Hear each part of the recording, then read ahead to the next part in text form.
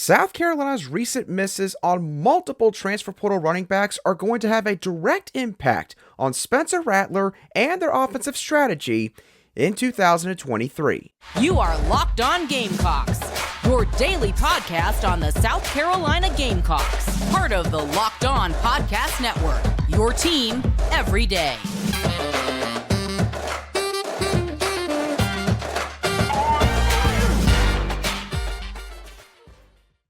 Hello, Gamecock Nation, and welcome back to the Locked On Gamecocks podcast, your show for the latest headlines and potential storylines on South Carolina Gamecock athletics. I'm Andrew Lyon, the host of this podcast, and also a staff writer for Gamecocks Digest over on SI.com.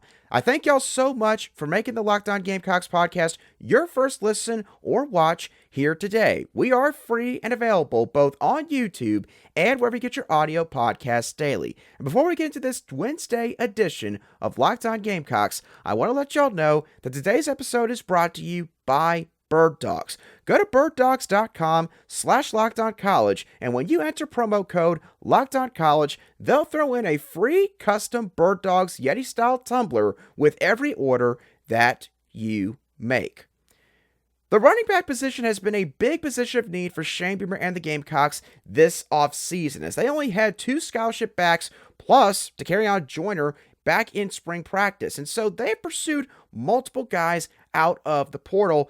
And unfortunately, based on some recent news, which we'll get into in a couple moments, have swung and missed on multiple prospects. And with these recent misses in the transfer portal at the running back position, there's no question at this point, Spencer Rattler is going to be airing out the football a lot this upcoming football season. On Tuesday, the Gamecocks suffered multiple blows in terms of their transfer portal pursuits at the running back spot, as Notre Dame transfer Logan Diggs announced his commitment to his home state LSU Tigers, and NC State transfer Demie Sumo-Karnbaye announced his commitment to a fellow SEC East program in the Kentucky Wildcats. And Sumo-Karnbaye was a guy the Gamecocks were interested in, as they hosted him for a visit back on May the 4th, which was a couple days before Logan Diggs ended up visiting Columbia.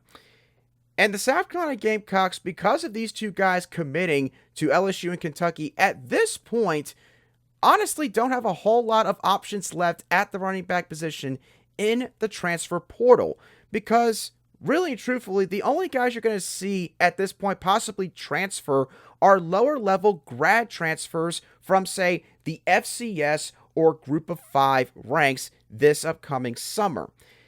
So when looking at this current situation at running back, what does this mean for South Carolina's offense moving forward? Well, the answer is simple. Spencer Rattler is going to be leaned on even more to power this Gamecock offense this upcoming fall. Now, we already knew that Spencer Rattler was going to be a bigger fixture this upcoming season because of how Dowell Loggains was going to cater this offense to his quarterback and his strengths. But with there being multiple questions about this side of the ball, mainly the offensive line, the apparent struggles in run blocking throughout spring practice, and the running back room with what you got right now, which is a room full of pieces and no standout player here, the overall game plan for this next season for South Carolina is probably going to be Spencer Rattler throwing the football even more than originally expected. Now, obviously, this does not mean that the running back position cannot be utilized, because the majority of them can also help in terms of the passing game. Juju McDowell can catch the football. Dakereon Joyner clearly can catch the football quite well.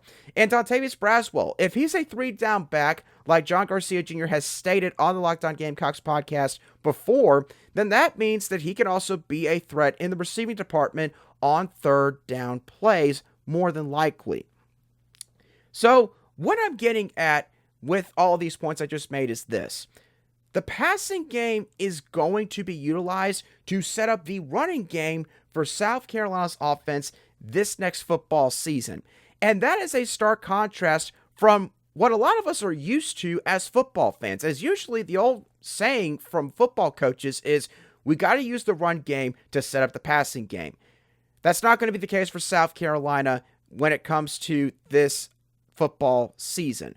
Your best players right now are your skill position talent. You got Spencer Rattler at quarterback. You got one of the best receivers in the SEC, Antoine Juice-Wells, as his number one wideout. You've got some veteran pieces behind Antoine Juice-Wells and Xavier Legette and Amarian Brown and an Eddie Lewis, the transfer from Memphis. And then at running back, again, you might not have that standout sort of lead guy at the running back spot, but you've got multiple players who offer different skills. Juju McDowell, Takarion Joyner, Meyer Anderson Jr., and eventually Dontavius Braswell. And I don't think it is a devastating blow that South Carolina has not brought in a transfer running back besides Mario Anderson Jr.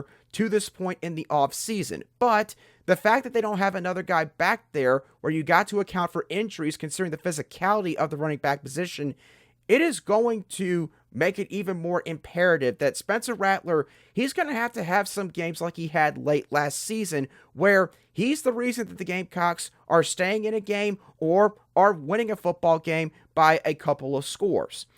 And that's going to be South Carolina's offense in 2023.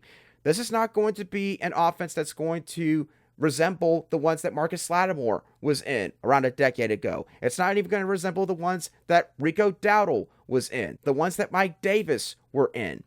It's not going to resemble that at all. You're going to probably see less under center formations. You're going to probably see a lot more 11 personnel sets, which means you're going to have one running back and one tight end. You might have more H-backs in the backfield with maybe a guy like a Joshua Simon or maybe a Nick Elksness going out there as an extra blocker. That is what you're going to see from South Carolina's offense in 2023. And I'm not trying to say that's going to be like a 100% spread or air raid type offense, but again, you got to lean on your strengths. And for South Carolina, their two best players for this offense next year, without question, are Spencer Rattler and Antoine Juice-Wells. If that's the case, then that means that based on Dowell Loggains' philosophy, they're going to air the football out. And especially with these recent misses in the transfer portal at running back, that is going to be even more so the case for South Carolina in 2023. Now, the Gamecocks have added an offensive line piece so far this offseason in Jackson Hughes from Charlotte. And they just added another one on Tuesday officially that, based on what he did at his previous stop, is going to be a good scheme fit for what Dowell Loggains is going to try to do with the Gamecocks in 2023. And we're going to dive into that a little bit further in just a couple moments right here on Locked On Gamecocks. But first, today's show is brought to you by our new sponsor in Bird Dogs. Now, when it comes to clothing, obviously, a lot of us, we're not really that complicated when it comes to clothes. We want clothes to do a couple things for us. We want for it to fit good. We want for it to be comfortable. And we also want clothes that are versatile. Clothes that we can lounge around in our own homes. Clothes that we could just go out to the gas station or grocery store in. Clothes that we can maybe go to the gym in or go and take a swim in your local pool. We want clothes to do multiple things for us, but we haven't really gotten that a whole lot up until the last couple years. And one of the best companies that has fulfilled those needs has been Bird Dogs. And if you don't believe me, then take it from a guy like Bert Kreischer, the famous comedian, who wakes up in his lake house wearing Bird Dogs, goes for a swim, then smokes a cigar, grills burgers, and chills with his family, all in the shorts he associates with the summer, which is Bird Dogs. So go to birddogs.com/LockedOnCollege right now to get the best shorts of the summer today. And when you enter the promo code LockedOnCollege, they'll throw in a free custom Bird Dogs Yeti-style tumbler with every order that you make.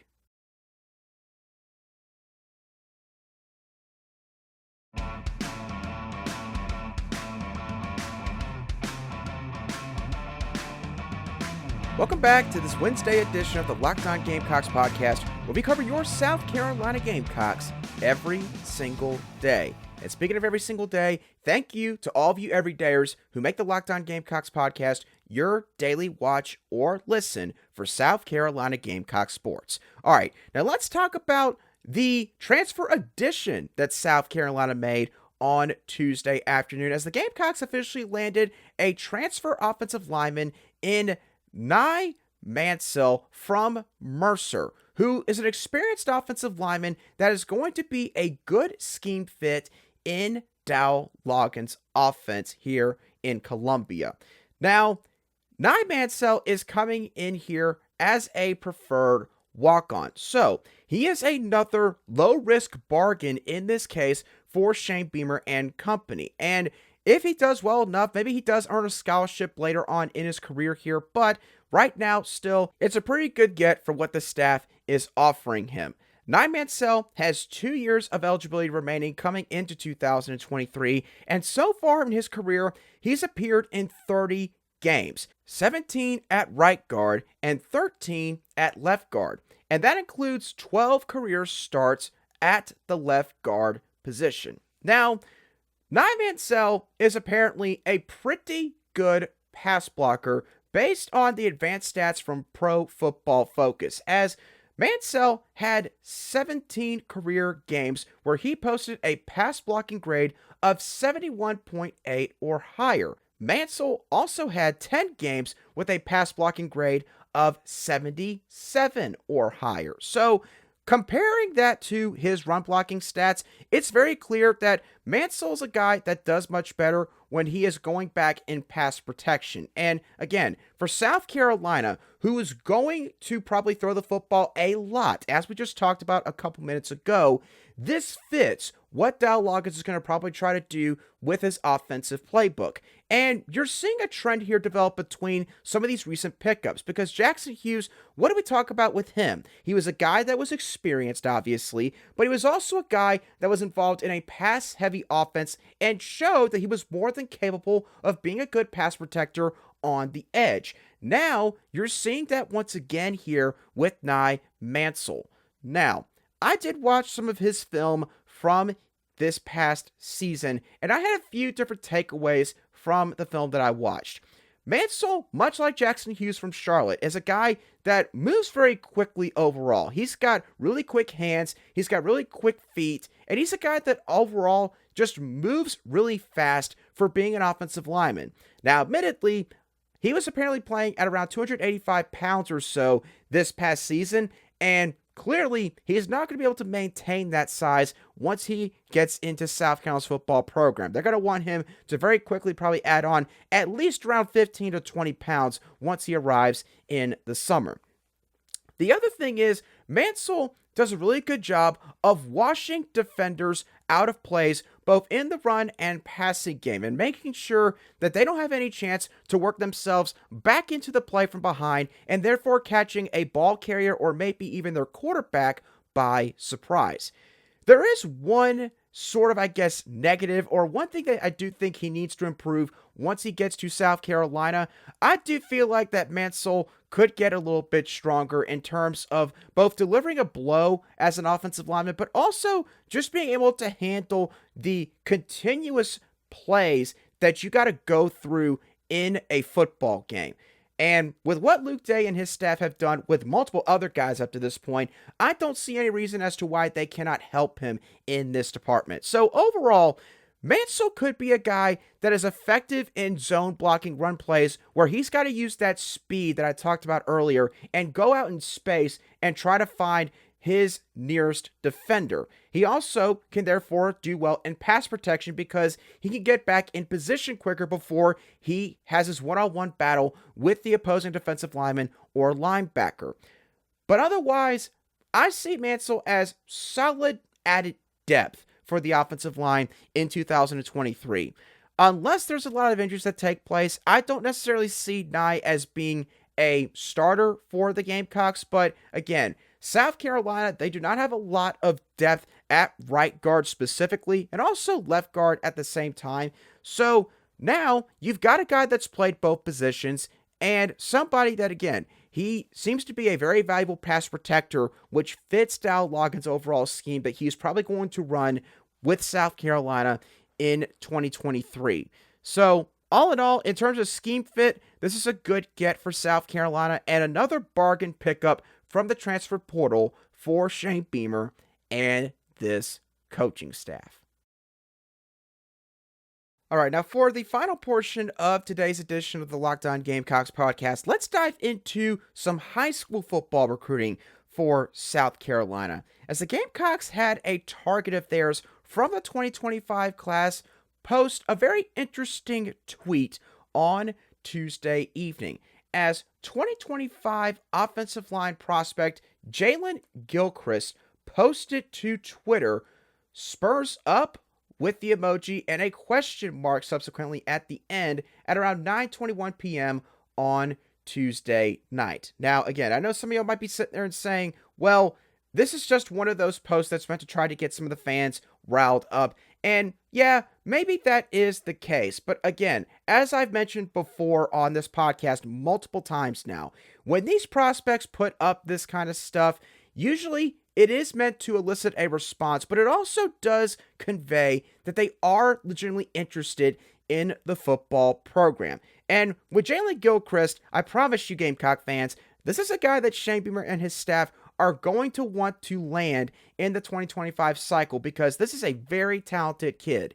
Gilchrist is currently rated the 109th best prospect nationally according to On3's industry rankings.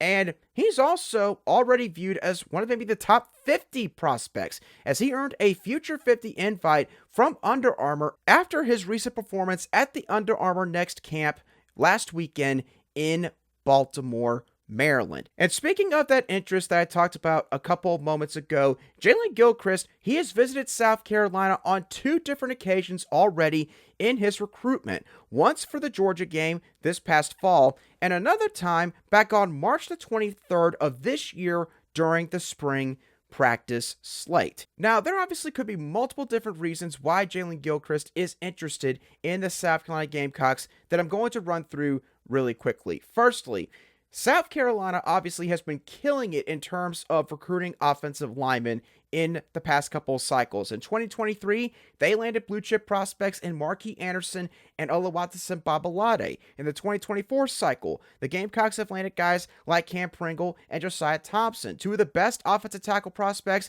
in the entire country.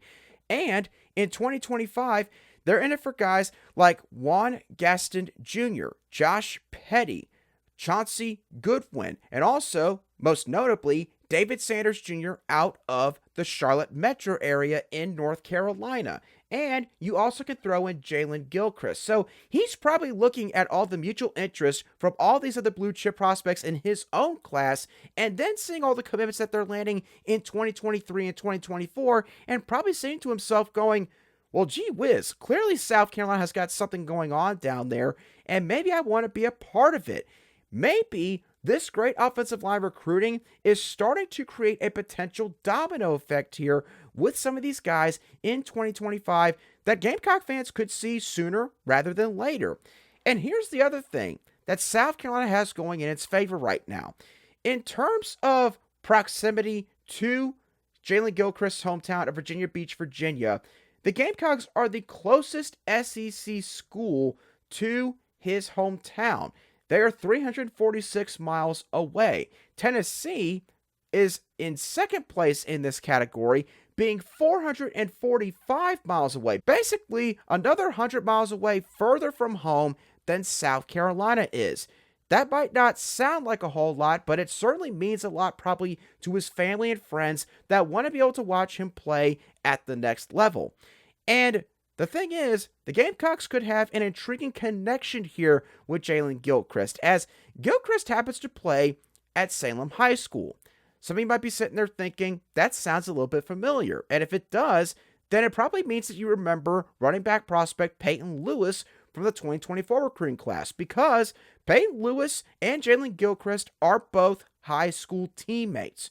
So, for South Carolina, let's backtrack to Peyton Lewis. If they maybe land him in the 2024 cycle, then South Carolina is automatically going to have another foot in the door when it comes to trying to recruit Jaylen Gilchrist, because much like Desmond Umeozulu and Maurice Brown II here at South Carolina with the Charles Herbert Flowers School up in Maryland, they are an immediate contact for guys at their old stomping grounds.